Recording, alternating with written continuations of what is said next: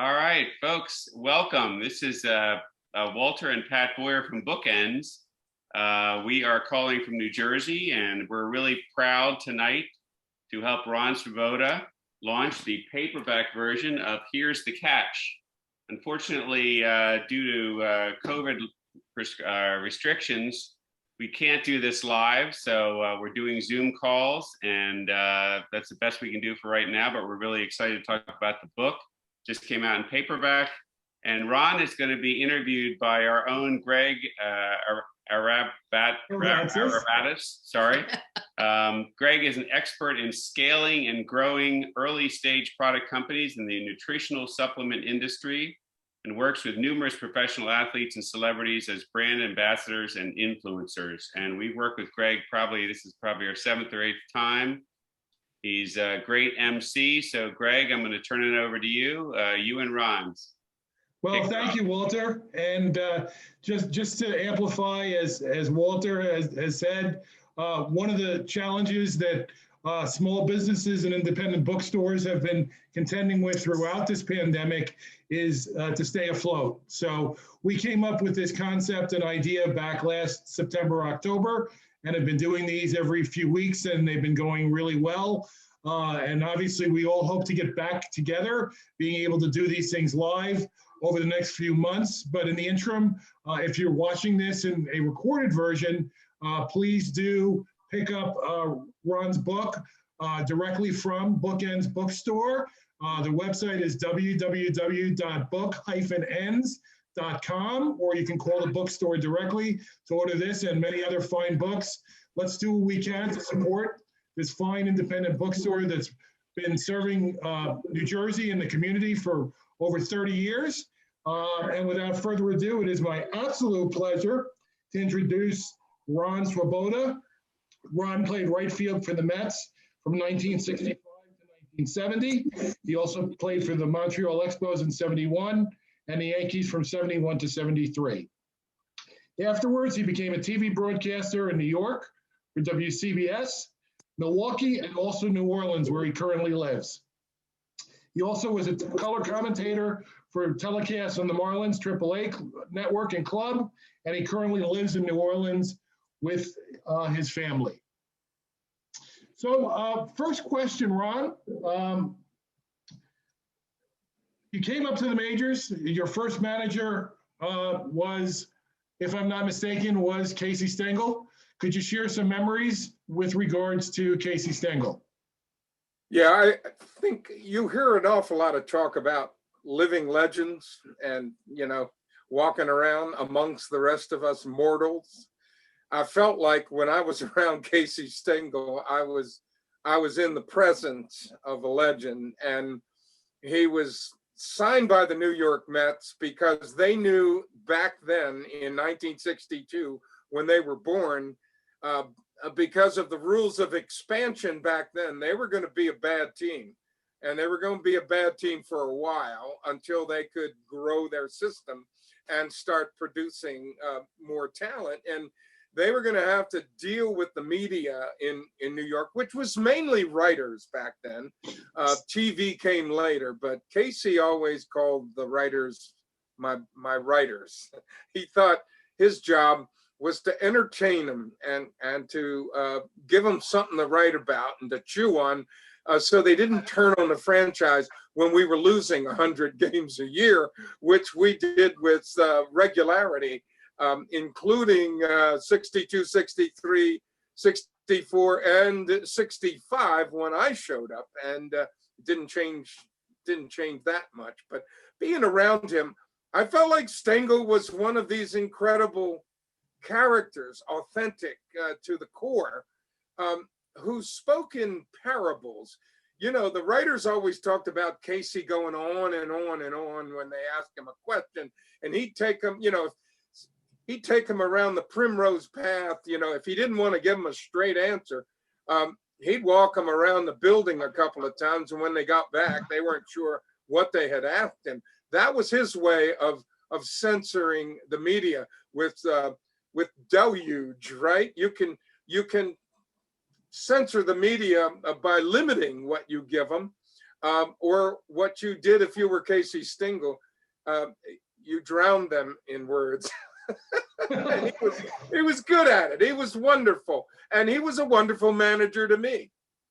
I had heard a story that at one point in between innings, one of the pitchers was really getting lit up. And when they came in, they said to him, Skip, where do you want me to play in right field? Where do you want me to play next inning? And he said, how about 2 rows into the stands or 3 rows into the stands? Look, you know, he understood, you know, here's a guy that came to the Mets after a long and illustrious career winning American League pennants and World Series with the New York Yankees. The Yankees fired Stengel because he was 70 years old, and they made that very clear. They didn't think a man that age should be handling a major league team. When Stengel was immediately hired by the New York Mets, one of his lines at the opening press conference was, you know, the Yankees let me go because I was 70 years old. He says, but I'm here to tell you, I'm not going to ever make that mistake again. That's for sure. That's for sure. So he retired at that point and took on more of a consultant's role with the Mets. Gil Hodges comes over. I know that initially, after reading the book, that things were a little bit rocky at first with Gil. Talk a little bit about that spring training in '69, because I know '68 was not a great season, but '69. What was the feeling that you got that this might be something special in Gil's particular style of managing? Yeah, Gil was the boss, and it was his way or the highway, and I eventually got the highway. And I graded under his authoritarianism is probably not a bad word. I had a tough time with that, and it was all on me. It was my immaturity. Hodges knew how he wanted you to play ball. He wanted you to act like an adult, get yourself ready to play, and be the best player you could be. And I could do that some of the time, but I couldn't do it all of the time. And so we had some blue moments between us, but there was never any question of Hodges as the essence of a major league manager. One of the things I did, 1968 was an indication that we were going to get better, that we had all this young pitching, and that, I expected, and I think most guys did in 1969, to take the next step. And we didn't know where that was. When the most games you've won are 70 some games, you don't know there's 100 wins in your future. As it turns out, there were in 1969. So, we're all trying to figure out where this is all going as well. And Hodges, I think, if you go back, and one of the beautiful things today with the internet is you can go back and look at all of the box scores and play-by-play sheets on Baseball Reference and just go through them game by game, play-by-play. And I did that when I was writing the memoir because it refreshed me in a way that nothing else could. And I looked at those situations where Hodges made really interesting managerial decisions on the mark in the moment. And he was incredible. And I'm very much one of those people that thinks if you add up what he was as a manager in the time that he was allowed to be a manager, cut short by a premature passing, and the time that he was allowed to be a major league player and what he meant to those Dodger teams, before he was finished, you add all of that up, and if Hodges doesn't belong in the Hall of Fame, there's something seriously wrong with the process, in my humble opinion. But Gil was in charge, and if you look at those play-by-play sheets and the box scores, that first month and a half, 2 months of that season, Gil is looking for something. He wants somebody to catch on fire, and he's playing a lot of us outfielders. He's playing Cleon Jones at first base and left field, and Art Shamsky came late out of spring training because he hurt his back. But when he got there, you know, he and I were platooning a little in right field, and Rod Gasper was getting a chance to play. He was a young outfielder with, you know, with some defensive capabilities. And Amos Otis was on that team before he became an all-star in the American League after the Mets traded him, trying to get a third baseman, and they traded him for Joe Foy, who, you know, was a disaster. But in 1969, Hodges was looking around for something. You know, he was looking for somebody to get hot. You know, if you didn't hit, you didn't play. And I wasn't doing anything early on. I had a little burst out of the gate, and then I went stone quiet. And so I'm watching a lot of other people play, and we're going into May, late May. And into late May, this team that's bubbling around 500, you know, we're not exciting anyone. We're not letting out anything that would even hint at the way that season was going to end for us. And we go on in Shea Stadium, the California teams come in, and it's the Dodgers and the Giants, which of course the Mets, all of their uniform colors and whatnot are an amalgamation of the Dodgers and the Giants. You know, the Giants NY on the hat, the Dodgers script across the front of the home uniform.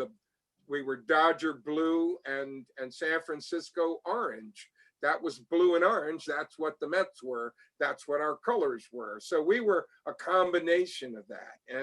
And so when you played those teams, they got your attention. Of course, there was Willie Mays and Juan Marichal on the Giants, and, you know, Sandy Koufax, and, you know, they were gone by then, Koufax and Drysdale. But the Dodgers were the Dodgers, and they always seemed to get your attention. And we reeled off, starting in late May against the California team, 11 straight wins. It started at Shea. We swept them.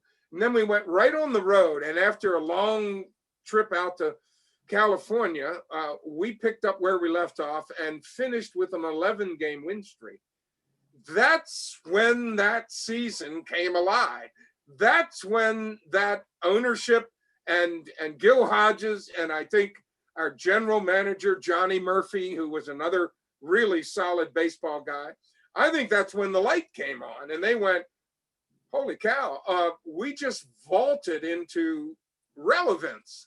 So what else do we need now to make this team a little better? And Don Clendenin, a first baseman with Montreal, was sitting out there, and that's when they made the Don Clendenin deal. And they didn't give away all the Mets' young pitching, which everybody wanted. And we end up with Don Clendenin, who is ready to roll and wants to play for the New York Mets. And he's going to platoon at first base with Eddie Kranepool, and we're going to be better for it. And that's where things moved on to, you know, on to what happened. Yeah, and I understand from the book that Don used to get on everybody, but he could back it up with his offense and his defense, and he kept everybody loose, but he'd get on everyone, and I think he became a very successful attorney post-career.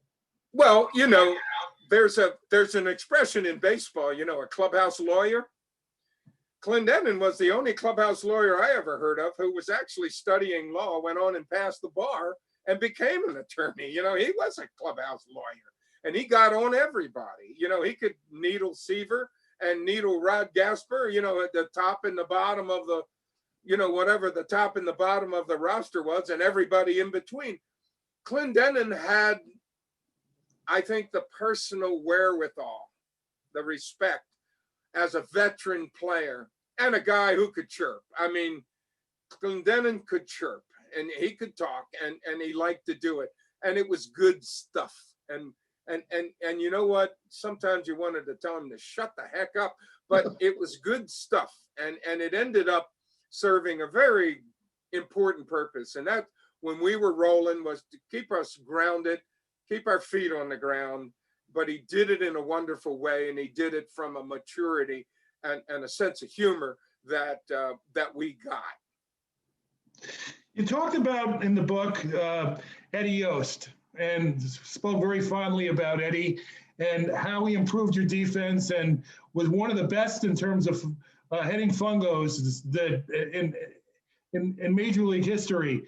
Could you talk a little bit about that? Because obviously you were a phenomenal defensive player outside of being a great offensive player, but you talked about at great length about him hitting fungos at you and until your hands were sore.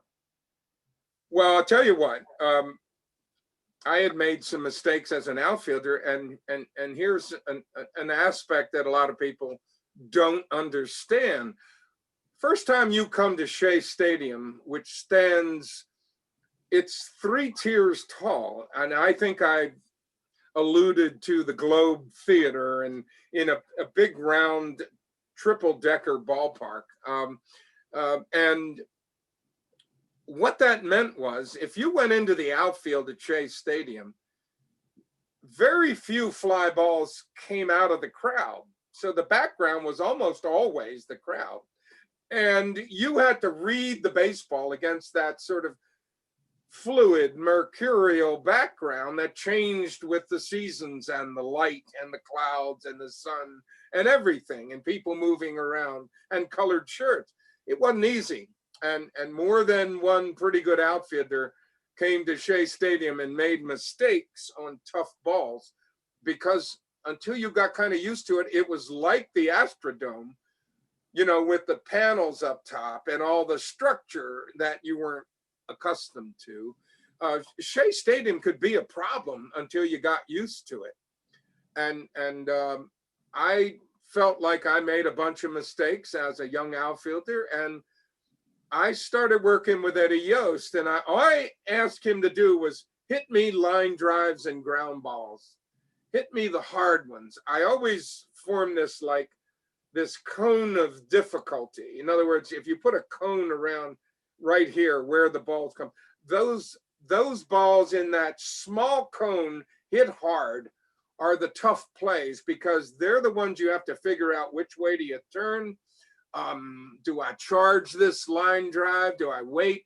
Have a move if you're not sure, which is nothing. You know, if you need a move when you're not sure. So you don't go boom, boom, boom, running in on a ball and you're not sure and it's over your head. And have a move where you can take your strong side turn. And I worked with him on stuff and really taught myself, you know, there weren't people showing me these things. I figured out some stuff by taking thousands of fungos from Eddie Yost, where I figured out my strong turn. I'm a right-hander. I basically want to turn right. I basically want to turn to the right on anything that's right up the middle here. So if you're wrong and it fades a little the other way, you just keep going in a circle like a skater, and you don't make the mistake of juking back and forth and not getting deep on certain balls that could fool you. And so I got better at that. And plus you're using your hands. I'm playing at speed. I'm practicing at speed. I'm playing these balls like it's 2 outs and the winning run on second base, and I got to come charging hard and come up with the ball and make a good throw. I'm doing everything but throwing it hard and trying to get better, so that if you need to throw somebody out, if you need to make that kind of play, if you need to make a great play, you got a better chance of doing it. And you know, do I visualize a catch like I made off of Brooks Robinson in Game 4 of the World Series? No, absolutely not. That is one of those things, and I think I quoted Browning about, you know, if your reach doesn't exceed your grasp, then what is a heaven for? Well, occasionally your reach exceeds your grasp, you know, and if you work hard enough at it, it will happen for you, and it did for me. That's a wonderful message. So obviously someone of great impact during that season and a loss that impacted many of us recently we had our good friend Eric Sherman on during the last call on the book that he released about the Boston Red Sox of '86. And obviously that was the end of Tom Seaver's career. You had Tom in the beginning, and obviously Eric had written a book about your trip to California. Yes. If you could share some of the memories about Tom. Tom is someone that is very close to my heart, and that hit hard for me personally with Tom's passing. So if you could share a little bit, that would be wonderful. Yeah, you know, fans know Tom Seaver as a Hall of Fame pitcher. You know, as a guy that, you know, from start to finish in his career until he couldn't do it anymore was on an elite level, and you know, Seaver along with Koosman. If you were going to take two people out of that pitching staff and say, you know, can you do it without them? You cannot do it without Tom Seaver, and you cannot do it without a Jerry Koosman, period. Okay? Seaver was that kind of force. Everybody knows his excellence as a player. They saw it day in and day out, and now, you know, it's on record in video, and you can visit that stuff and get a sense of what he was as a pitcher. We got a chance to go out to California. Art Shamsky, the guy that I platooned down the stretch and into the World Series with in right field. We got a chance to see Seaver's love affair with making great wine and what it meant to him as a California guy, and how much that was exactly what he wanted to be doing. Every day, got up with his dogs and went out to 3.5 acres of spectacular Cabernet grapes that he was growing there in Calistoga, California. It was a love affair with the most incredible kind of agriculture you can imagine, because there's no accidents in growing, you know, outstanding wine grapes. Okay, everything is measured and everything is precise. When you water, when they're ready to be picked, it's all it's an exact science. The weather can obviously, you know, Seaver said to me one time, the difference between a great year growing grapes and a mediocre year, you know, a so-so, not so good year, it's between $500,000 in product and $250,000 in product. The swing for 3.5 acres can be that much. And I'm like, wow. And that's with you controlling everything that you can control. Mother Nature still makes the call on what kind of year it's going to be. And so Seaver worked so hard at that, and he took us out and walked us around and talked about how they found that piece of land that sat on the hillside, 3.5 acres. His home was up the side of this mountain, and you know, nothing existed there until Tom cleared it of. There were Douglas fir and some pine trees, and in that area, and found a perfect hillside for Cabernet, and that's what he was doing, and he loved it so much. And we were lucky because Tom was kind of in the throes of that Lewy body dementia. If you saw him on the day we were there, you would have never known it. But there were certain points where, you know, I remember calling him one time about a situation when I was writing the book, and I said, you know, Hodges came out before I made the catch. Hodges came out and had a big meeting on the mound with Seaver. We had first and third, you know, nobody out, and what was the meeting about? And Tom said to me on the phone, Rocky, I have no memory. And he said it in a way that I found so profoundly sad, because I don't live back in that time. I love those memories. Those memories are golden to me. And I know they are to Tom Seaver. And the idea that something could get in there and steal him from you and they're gone is tragic on a level I can barely express. And that's what he was saying to me. Some things had gone away and they're not coming back. And I felt so utterly disturbed by all of that. So we got to see Tom on a great day, and he gave us, you know, a great tour, and Sham and Eric Sherman interviewed him, and you know, and Jerry Kuzman was there, and he's always a joy to be with. And Buddy Harrelson, who is in the throes now of Alzheimer's, which is another, you know, I mean, some of the smartest guys on that team are having dementia problems, and you know, Buddy's going to probably have to go into a facility at some point in the near future, and so he can be better cared for. And you know, I feel so awful about that. Well, thank you. Yeah, that's tough to respond to. So we're going to try and go in a little bit more positive direction. As it relates to Seaver, one of the things that I recall is what an incredible teammate he was. And there were many a time that he was locked up and facing Bob Gibson. And in one instance, I recall from your book, I believe, where Gibson drilled one of the Mets players, and then Tom turned around and nailed Gibson. I don't know if it was Bob Gibson, but I know we played the Cubs, who were our, you know, our prime adversaries in 1969. It became us and the Cubs. And there was a time when you know, Leo DeRocher thought he invented baseball. He might have been a pretty good baseball guy.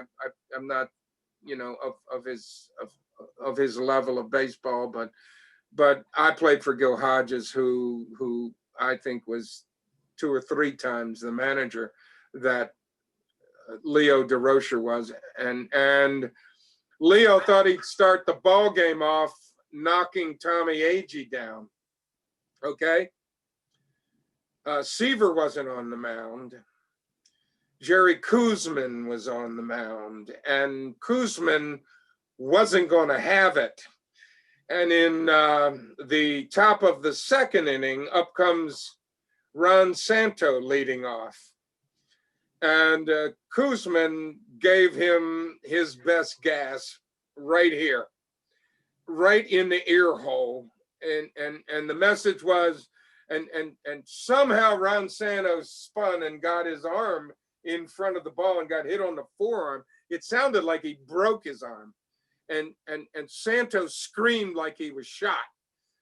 And it was like stunning in its effect. And everybody took a deep breath. And when, you know, and Seaver was up on the steps going, you don't want to get in that game. You don't want to play that game with us. But I will tell you this, Seaver might have thrown the ball behind Ron Santo. But the killer was Jerry Kuzman, and Kuzman wasted no time in throwing, you know, the kind of a pitch to Santo that made it all stop, because someone was going to get hurt if you wanted to play that game, Leo, and it stopped right there. That's what happened. Great story. So a couple of other players you mentioned in the book, and sadly that we've lost during last season. Richie Allen, Dick Allen. Yes. We don't hear enough about him, but you certainly mentioned him in the book. You had to love Dick Allen. Yeah, what wasn't the love? You know, look, he got unhappy in Philadelphia, and you know, here's a guy, you know, if this isn't a Hall of Fame player, you know, if he could have, you know, been on the field more often, Dick Allen was the most, if you put Dick Allen out there with Henry Aaron and Willie McCovey and Johnny Bench and Pete Rose and all those guys, you're going to notice Dick Allen. And Dick Allen loved to play baseball, loved to play hardball. Let's go. Let me see what you got. Give me your good one. And played the game with such joy. And I just think he was unhappy in Philadelphia. And, you know, what was Bob Euchre's line about Philadelphia? Those people would boo an Easter egg hunt, right? The fans got on him a little bit, and he started writing messages to the fans in the dirt, you know, you know, and ended up, they were coming to Shea Stadium for, and I mentioned this in the book because it was incredible to me.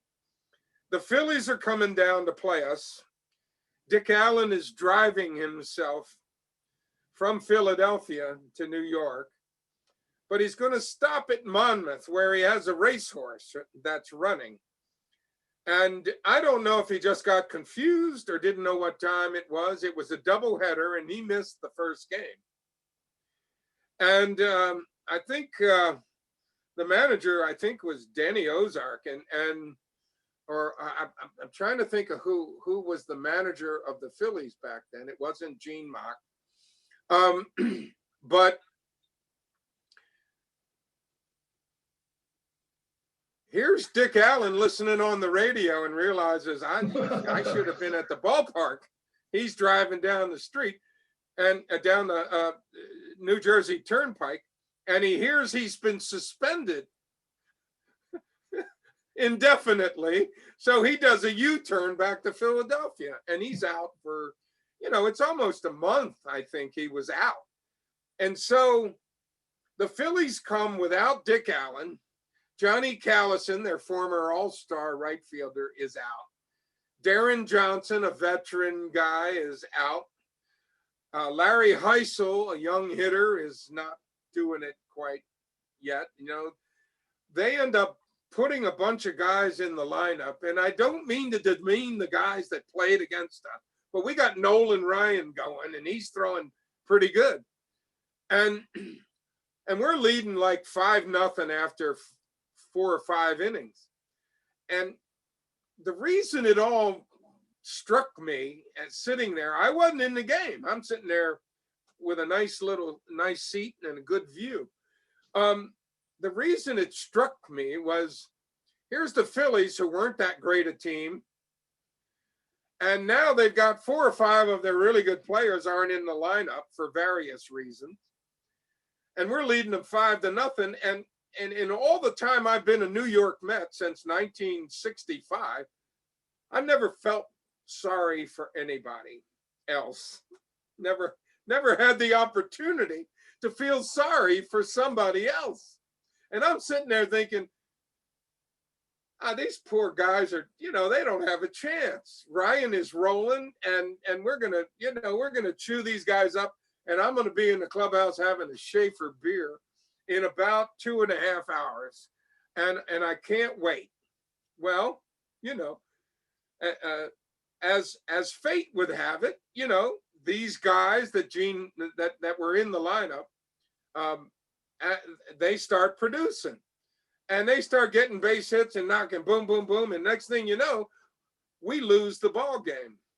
And it was one of those games that, you know, what it said to me was, you know, anytime you think this game is over, because there's no clock going to save you, but anytime you make the mistake of thinking, well, we got them now, you don't got them now. And we lost that game.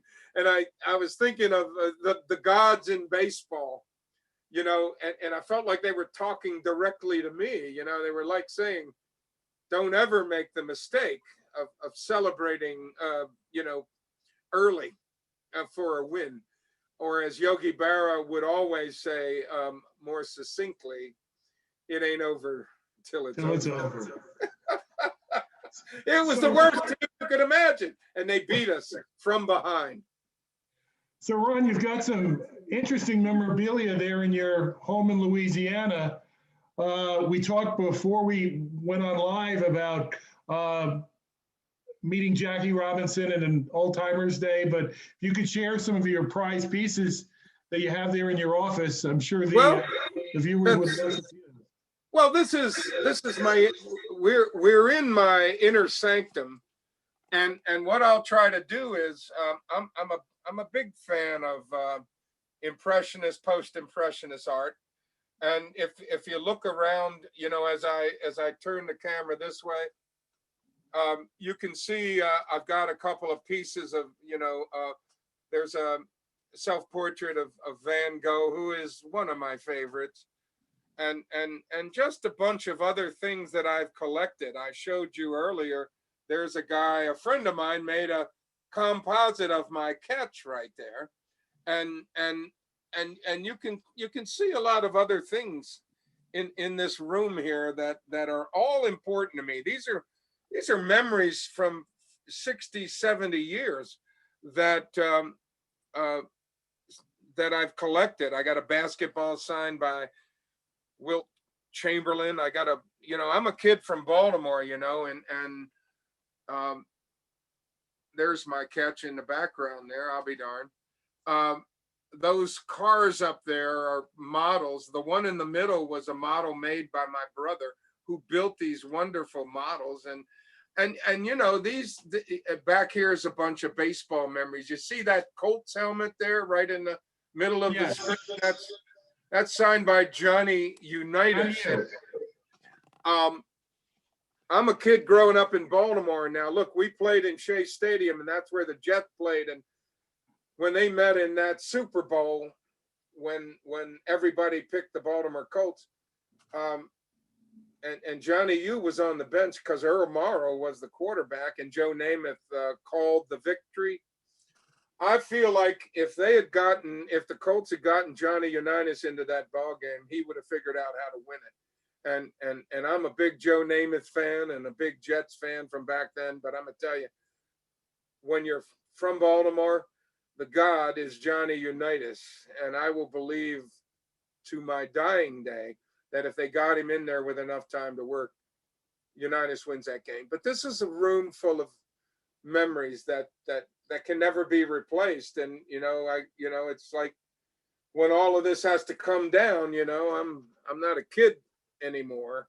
When all of this has to come down, I don't know what the heck's going to happen to it. I don't think any of my kids want any of this stuff, but it's stuff that's meant a lot to me.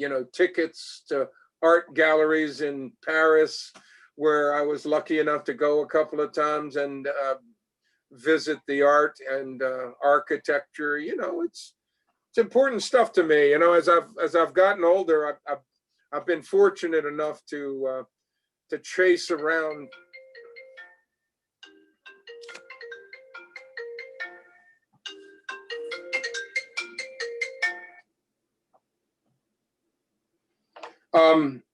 I've been able to chase around a bunch of stuff. So it's been a wonderful thing. I apologize. Had a little no interruption. But Ron, what I'm gonna that's where I'm sitting. And this is, I said it before, it's, some people have suggested this is like being on the inside of my brain. That's great.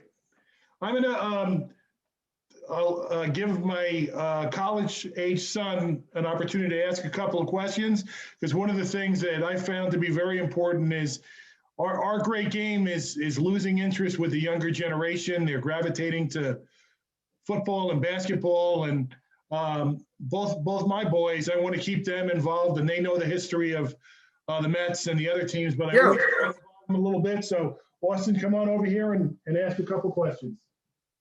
Perfect. Hi, Ron. How are you?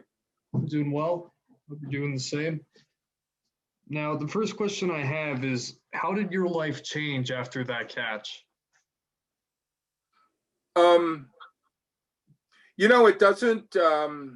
It doesn't change all at once.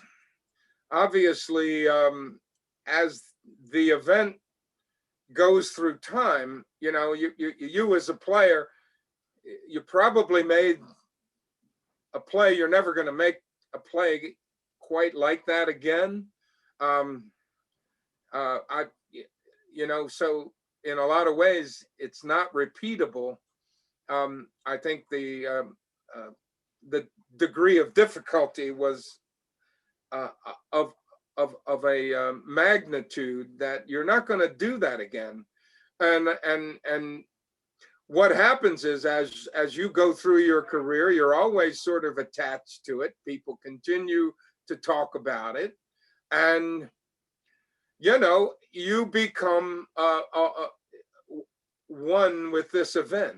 And of course, everything I think hinges on the fact that, you know, that play helped us win game number 4. If we lose game number 4 against the Baltimore Orioles in 1969, we're tied at 2 and the door is open, and that Baltimore team is not somebody you want to, you know, let back into it.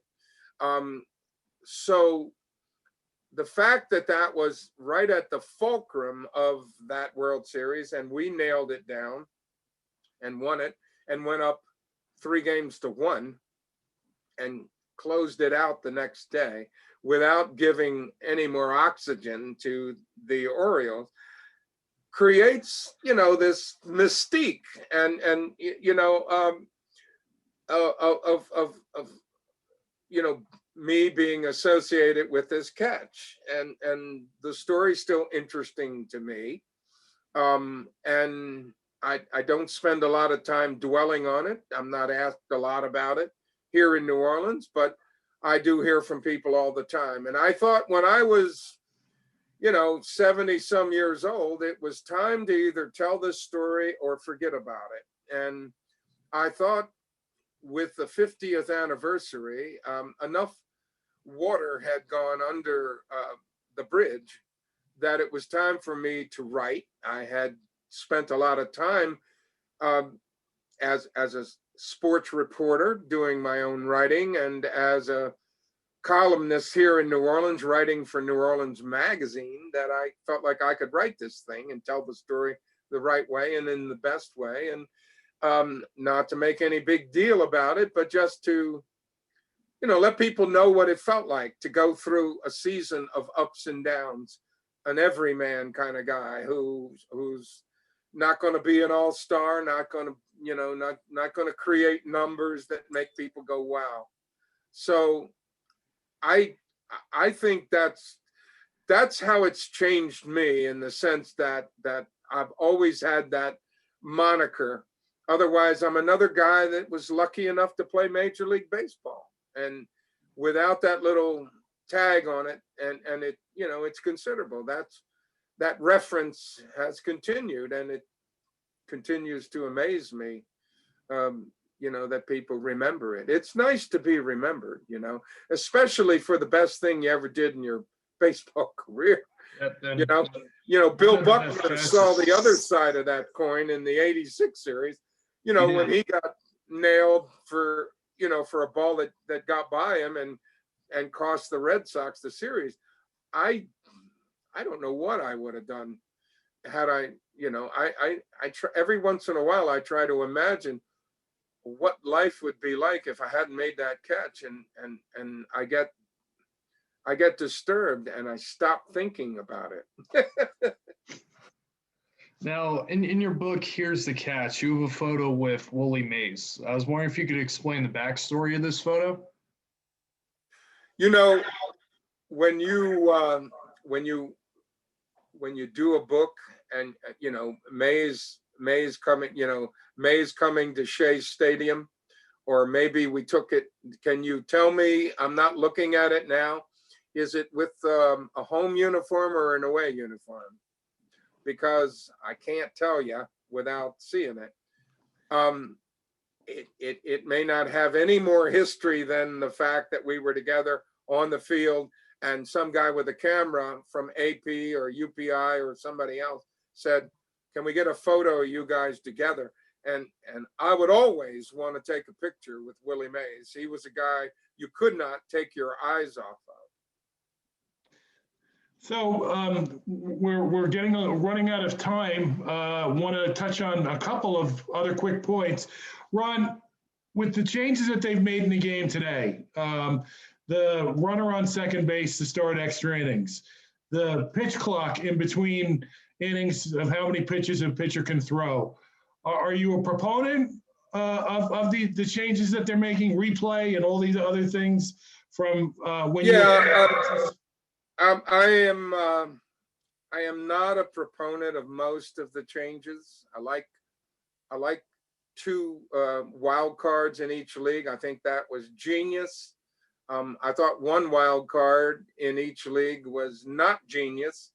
Um, uh, Major League Baseball players can't play 9 innings of double headers. It's almost like the commissioner of baseball, Rob Manfred, is saying people don't like baseball enough, so we can't give them too much. Let's withhold some baseball. Let's get them in and out of there quickly. Let's figure out how to get these games over with.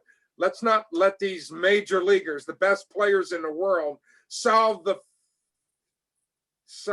game in with their own abilities in a way that baseball has proscribed many years ago, which I thought was brilliant. You win the game by circumstance. And it's, I think, sad that baseball is morphing into something else now, and, change the exit speed of baseballs. Replay is wonderful. It's necessary because the game is so fast. The umpires today struggle with it. But if you're proud of that process, why don't you let us see what's going and hear what those guys who are looking at the replays have to say? If you're proud of the process, let us hear it all. Nothing's going on in the ballpark while that process is happening, and you're trying to make the game faster, more interesting, and you take one of the most interesting things in the game away because you have to protect something. I don't get it. I don't get Rob Manfred. And I don't think, he may love being commissioner of baseball, but he clearly doesn't love baseball, not the game that I love. Same here. I'd rather sit through a 21 inning game than see a runner standing on second base to start the next inning and have a guy bunt him over. But we can go on all night about that, Ron. Well, it doesn't impact the road team the same way. So that's why I don't like it. Even though you give them both a guy on second base, it doesn't impact them the same way. It's fine in minor league baseball. People don't come to minor. I do and have done a lot of minor league baseball here in New Orleans when we had a AAA team. They don't come here. They don't come to minor league baseball to watch 14, 15 inning games, and you don't have the pitching to take it that deep, generally speaking. But in the major leagues, you do. And I think it's blasphemy. I agree. So quickly, last question. Talk briefly about being named through, by the way, a mutual friend, Mike Dempsey, sends his regards about being named to the New York State Hall of Fame. Say that again now? What that meant to you, being named to the New York State Baseball Hall of Fame, what that honor meant to you 2 years ago. The whose Hall of Fame? I can't hear that. Being named to the New York State Baseball. Oh, yeah. Well,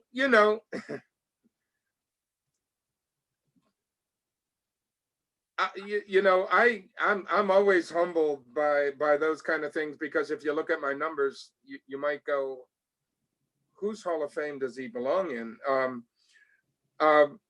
The New York State Hall of Fame is a Hall of Fame basically looking for a place. It's looking for a place, and probably the truth is too many people like yours truly are in it because we could pay our own way up there to go to the banquet, and I'm I'm humbled by it, but at the same time, it needs to reflect, more greatness than me. And I hope they succeed in finding a place or finding some funding if they are as legit as they say they are. I don't know much more about it than that. Well, in my book, there is greatness, Ron, and what you've done. I mean, your catch, what that contribution has meant in New York sports history is, it's at Citi Field. It's there on the outfield wall. It's one of the top moments in New York Mets history. There is an affinity towards a 69 team like very few in New York. It's right up there with those great Knicks teams, the Jets teams that won, the great Yankee team. So I thank you for this time, this opportunity for us to share memories, to talk about the various players, the great Tom Seaver, Jerry Kuzman, who's actually having his number retired at a ceremony later this season. I don't know if you're going to be part of that or not, but I hope I can. yeah, it would be great. And hopefully it'll be in front of a packed stadium. So thank you very much. It's been a great opportunity for us to chat for the last 45, 50 minutes. And I'm going to turn it back over to Pat and Walter. And I'm sorry if we went a little bit long. Loved it, man. Thank you. It's a great job, Greg and Ron. Fantastic. Thank you, Walter. For the fans out there, thank you for participating. Ron is sending us some signed book plates. We'll be placing them in the book. Yes. And mailing them out to you later on this week. If you need additional books, we'll have them. If you need a book for your neighbor or father, it makes a great Father's Day gift. So thanks for everything. And thank you, Ron, for giving you a little tour of your office there. That was really fascinating. We don't normally get inside people's houses when we do events at the store. So it's a benefit of doing a virtual event. You're welcome. Great job. And thanks. Folks. Great evening. And thank you, Greg. Get back to the city. I can tell you that I'm a, Metropolitan Museum, MoMA. I miss them dearly. New York is a place of art for me. Yeah, great times, great memories, and thanks for everybody out there. Appreciate it. Have a great evening, everyone. Thank you. Take care. Have a great Thank evening. you. Bye-bye.